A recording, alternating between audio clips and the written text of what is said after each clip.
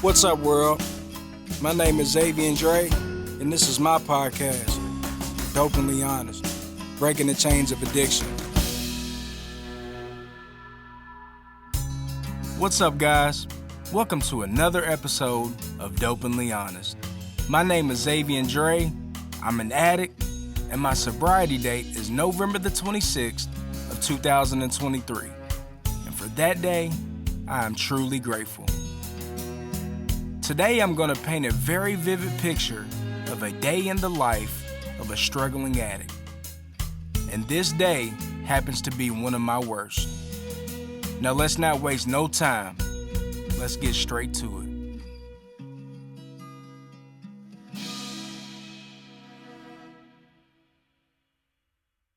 What's up, guys? This is Zavian. This is another episode of Dopenly Honest. I just want to take this time. First and foremost, I want to thank God for another day clean. I know my sobriety date is November the 26th of 2023. For that day, I'm truly grateful. So what I want to do today, we're going to put a kind of different spin. We're going to do a solo episode. And what I want to do, how I want to start this episode out is I want to just paint a picture.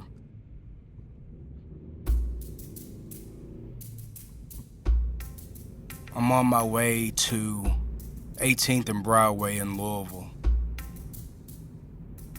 I got cold chills. I'm sick to my stomach. I've been throwing up all night. And I'm on my way to cop. And currently, all I can think about is getting one more. I've been listening for the past couple weeks, my family members and my loved ones telling me to stop, get help. But I can't stop because my body goes into unfathomable withdrawal. So I'm on my way to 18th and Broadway, and we're talking past tense. So I get down, and I call my dealer, and he does not answer the phone. So this is going to speak to the insanity part of addiction and where our mind takes us. So I start to panic. A lot of panic ensues because I'm feeling like this is one of the worst withdrawals that I have ever felt. So the area I'm in, there's a lot of shit going on as far as drugs and stuff like that. So I see a guy, I'm like, man, he knows where something is. So I say, hey, buddy, come here, let me holler at you real quick. And he comes over. And I said, man, can you find me something? He said, yeah, what you looking for? I said, you want some weed or something? I said, nah, I'm looking for some heroin. He was like, well, how much you got? So I was like, man, I'm not gonna lie to you, like, I've done gave people money before and they done ran off, so just, here's $20, just go give me a sample and come back. So he was like, all right, I'll be right back. Normally I wouldn't do this, but since I was so sick, I proceeded to give him the $20 and he went to some abandoned building and he came right back.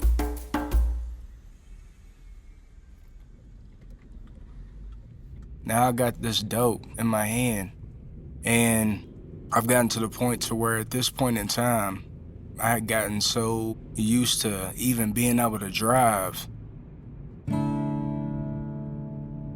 I get the dope, I start driving, and at this point I can load up my syringe, and proceed to inject myself with this heroin while driving.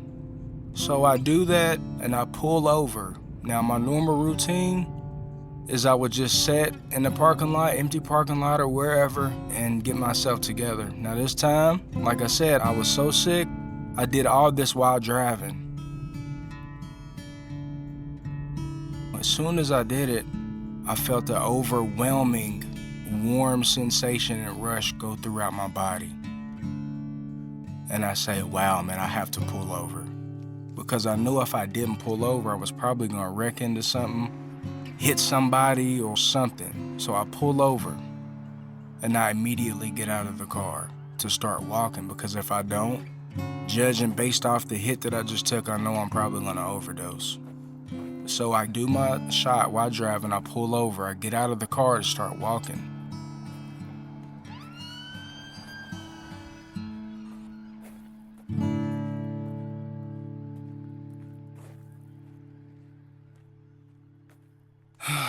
The next thing I remember is being in the back of an ambulance right there on Broadway. In a parking lot, the stores was City Trends and there was a Taco Bell. And I remember being in the back of the ambulance was the next thing I remember after getting out of the vehicle. I see a paramedic, a lady to my left, and two younger paramedics to my right. I'm aware, I'm conscious, but I'm not. My life is flashing before my eyes. And I remember the woman telling me, and if I knew who this woman was to this day, I would try to go and thank her because I think she saved my life. Like I said, I'm fighting for every breath. I do remember that, trying to fight for my breath and trying to, at this point, they had me shackled up to where I couldn't move. So I was trying to break out of the shackles because at that point they had Narcan me. If you know anything about Narcan, when they inject you with the Narcan, it brings you straight back. And a lot of addicts, when they come out of that overdose by way of Narcan, for one, the Narcan done ruined the high, and then for two, we're trying to fight and like, what the fuck is going on? Because it hits you all at once. So she's telling me, son, if you don't stop, if you don't calm down, you're gonna die in the back of this ambulance. That's the only thing I remember her saying. Eventually, they had to hit me with 3 to 4 doses of Narcan to bring me back. And I remember this because they told me this at the hospital later on. So they hit me with 3 or 4 doses of Narcan. Next thing you know, I'm at U of L downtown. And this shot of dope I did was so powerful because even through all the Narcan, I'm still in the hospital. I still have my high, and I'm still nodding off and doing all the things that we do while under the influence of heroin or fentanyl. The only thing I can still continue to think about is, man, I gotta get out of here. I gotta go, and my high is wearing off at this point. The Narcan has then brought me down, so now I'm ready to get high again. And I paint this picture because I'm filled with gratitude today, and that is just one out of hundreds of scenarios or situations of me overdosing. And I just want to take the time to say God is good and He has a purpose for my life, because had He not had a purpose for my life, I would have died right there in that parking lot on 18th and Broadway. Right there, I would have took my last breath. Now, the paramedics said when they got on the scene, I had no vitals. I had flatlined. So they hit me with that Narcan and it brought me back. And really, that was God, man.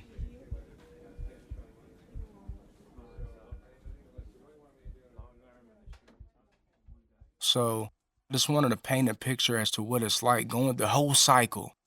Waking up, going through withdrawal, the drive down to copping, then using, and then the immediate aftermath of doing that one shot of dope led to me almost losing my life. And like I said, that was just one out of hundreds of times that, I could have lost my life. Because let's face it, it's insanity. When we're loading a syringe up and shooting heroin, we're playing Russian roulette.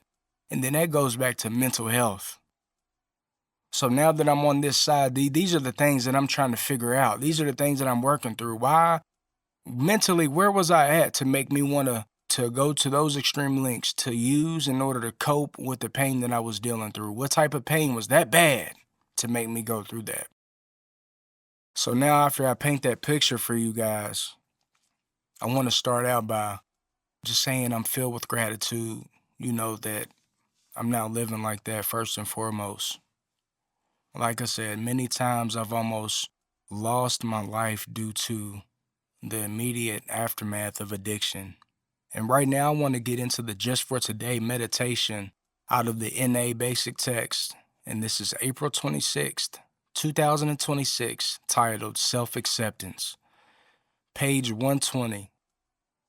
The most effective means of achieving self-acceptance is through applying the 12 steps of recovery, IP number 19, self-acceptance. Most of us came to Narcotics Anonymous without much self-acceptance. We looked at the havoc we had wreaked in our active addiction, and we loathed ourselves. We had difficulty accepting our past and the self-image produced by it. Self-acceptance comes more quickly when we first accept that we have a disease called addiction, because it's easier to accept ourselves as sick people than as bad people. And the easier it is to accept ourselves, the easier it becomes to accept responsibility for ourselves. We achieve self-acceptance through the process of ongoing recovery. Working the 12 steps of Narcotics Anonymous teaches us to accept ourselves and our lives. Spiritual principles like surrender, honesty, faith, and humility help relieve us of the burden of our past mistakes. Our attitude changes with the application of these principles in our daily lives. Self-acceptance grows as we grow in recovery. Just for today, self-acceptance is a process set in motion by the 12 steps. Today, I would trust the process, practice the steps, and learn to better accept myself. In this program of NA, what I just read is pretty much the basic self-meditation, man, and I would recommend for people in recovery that, when you wake up, the first thing I do, speaking on me, the first thing I do is I thank God for another day clean. I thank God for life because, I just been through, when I say the grips of addiction, I've really been through it. And I know that it's only by God's grace that I'm here today. I thank Him in the morning. I get into my meditations. Now, I'm not going to sit here and lie and say that I do this every morning. Some mornings, I wake up, the kids might be running around the house. It might be chaotic. But one thing I do for sure is I thank God for another day, and I thank God for another day clean. And not only that, I asked Him for strength to make it through another day clean, because I can't do it on my own. So in this meditation, it talks about acceptance, man. And let's be honest, speaking on the pain that we not only cause for ourselves, but our family members. Man, I got to have some acceptance today that trust is not going to be earned right back. There was a lot of pain that I caused to my wife, to my mother, to my kids, and I can't expect them to just start trusting me just like nothing ever happened. So I have to accept that fact. I have to accept the fact that my wife, I may have, just be going out for a day and go to Walmart or wherever. And, my wife, hey, where you at? The reasoning for that is because when I was in active addiction, when I would leave, I wouldn't come back for hours. So I can't expect her not to be nervous today. Now that I'm clean and not using dope, I can't just expect her to not be in that same mindset, because for years, when I would leave, I wouldn't come back for a minute.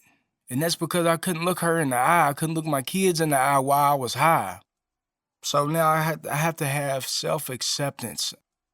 And it also talks about, in recovery, we got the serenity prayer. God, grant us the serenity to accept the things we cannot change, which is other people and things.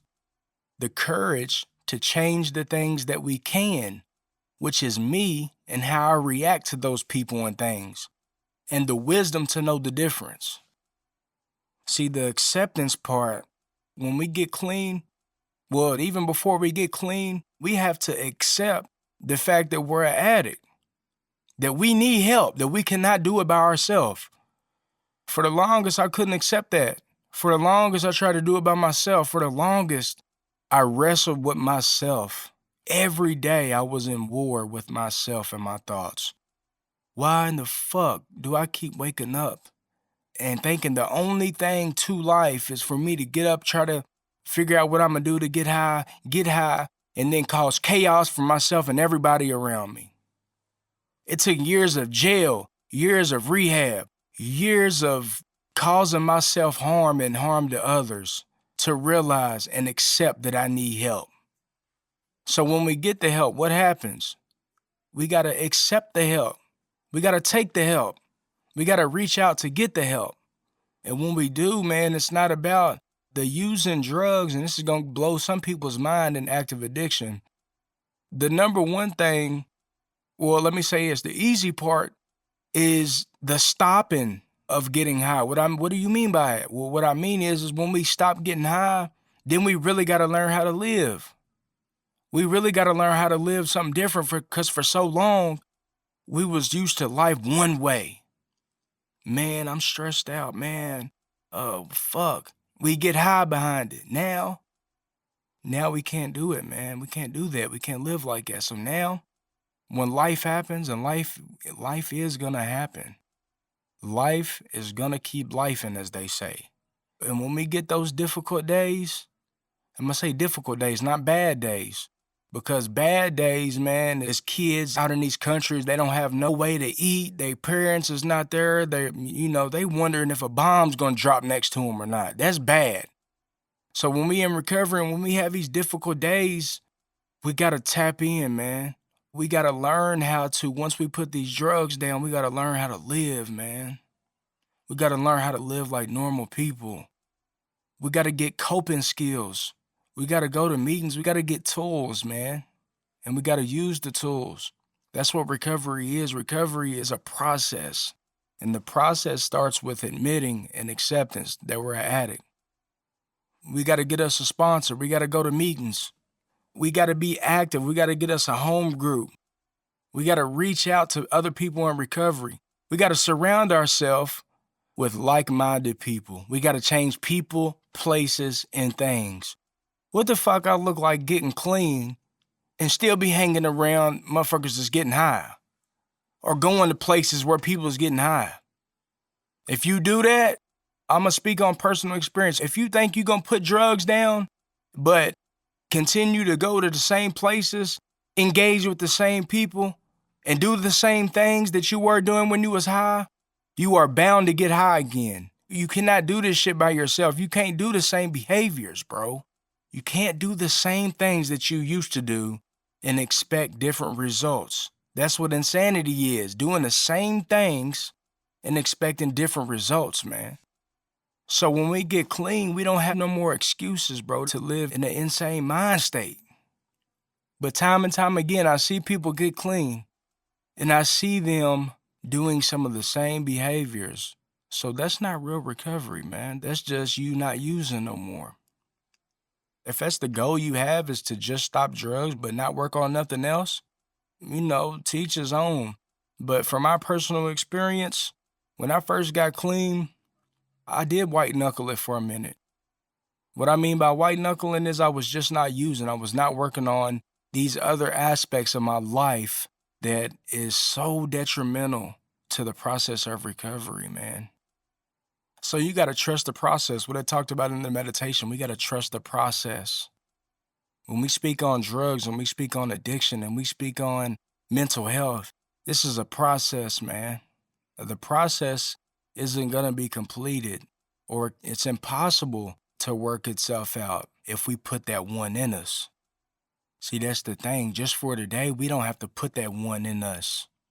And over these past few years, man, I got going on 3 years clean. But that doesn't even matter because I just have for today. All we got is just for today. Just like that, if I stop doing what I have to do to stay clean, getting high is an arm's length away. If you're a true addict, you know that. And I'm not going to sit up here and say, man, that this journey is easy because this is the hardest thing that I've ever had to do. That's just the facts. But it's well worth it. The life that I have today, I never in a million years thought that I was going to be able to have a wife, a home, and a family and be able to keep it. Because we as addicts, we can get clean, we can stop dope, but the hard part is maintaining it and staying clean. Like, I never thought that I would be able to do that. I never thought that I would be able to get these things and to be able to keep them. But it's only through every day and one day at a time and doing the things that was suggested of me and given to me. It's only through these things that I get to have the life that I have today. You know, when you speak on family members, man, and addiction, we don't only affect ourselves in active addiction, bro. First and foremost, you affect yourself by putting the poison into you. But it goes way beyond that. The disease of addiction is cunning, baffling, and powerful. Right now, as I sit and talk to you guys, my disease is in the background doing push-ups, sit-ups. It's just waiting for me to fuck up. It's waiting, man. And I'm not gonna let that beast out of that cage today. Cause I know what I have to do to keep that beast tame. That beast is, as I said in the previous episode, that beast, what we call addiction, that beast is locked away. He's in solitary confinement and he's doing life. He's doing life right now. And I got the key. And I'd be damned if I open that fucking cage and let him out. Because if I let him out, all hell's going to break loose. It's going to be like the Tasmanian devil for me and everybody around me. But like I said, when we do decide to get clean, now we have to face head on all the pain that we caused, not only to ourselves, but other people around us in the past. And we got to accept that it's not going to be easy. We're not going to get that trust right back. It's going to take some years. When we started getting high, man, we had this big old house, man, and we knocked it down when we started using. So now we got to get our foundation back. We got to do one brick at a time until we build that house back up. And when we build it up, guess what? We got to keep maintenance on this house. We got to keep it maintained. We got to keep the water going. We got to keep the lights on. We got to mow the lawn. You know what I mean? All the things that come with maintenance we have to do. And let me speak on the importance of support systems. Now, for me, I've been blessed to have a solid support system in and outside of the rooms of NA. When I say outside of the rooms of NA, I mean family. Now, I realize that some people may not be blessed with that. Some people are in this fight, man, and I want to, for those people that's in this fight by yourself and you have nobody else, just know that you have God and you have the program. You have God and you have NA, you have AA, you have all these different type of recovery programs, you have it. So don't feel like you alone. But for the people that don't have immediate family and you're in this battle by yourself, man, God be with you. I couldn't imagine that, man, but just know you're not alone. So you see, I was one of those addicts that I had a good family support systems. And when I finally decided to get my head out of my ass and get into a program of action, a program of recovery, I found that I had a whole nother family in the rooms of NA. Man, this shit is so powerful, man. It's so deep. And the program works. God works. Just give him a chance. NA works. Just give it a chance. AA works. Just give it a chance. See, we got to learn to live different. We got to learn to do different shit. We got to learn to love ourselves. And once we love ourselves, you'll find that you can love other people as well. And you can have a life today. You can have a life, bro.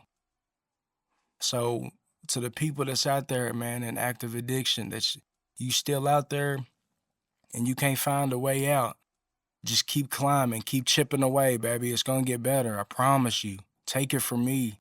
I consider myself a bottom of the barrel junkie, dope fiend is what I was, man.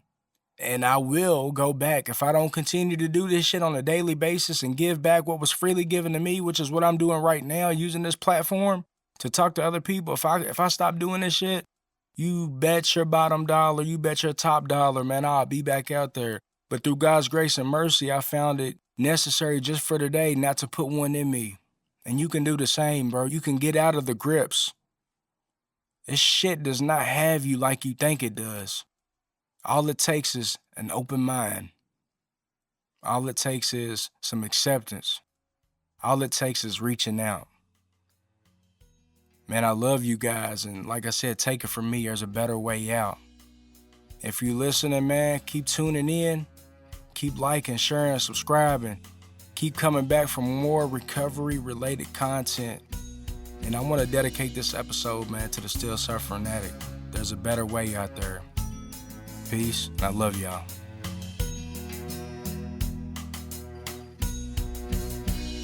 Thank you for listening to this episode of Dopenly Honest. I know all too well that recovery is an uphill battle, but there is hope. For resources, find your local NA, AA, or CR meeting. I can't stress enough how crucial meetings are to my personal recovery. If you enjoyed this content, please like, share, and meet us back right here for more episodes of Dopenly Honest. And remember, you are not alone. One day at a time, we do recover.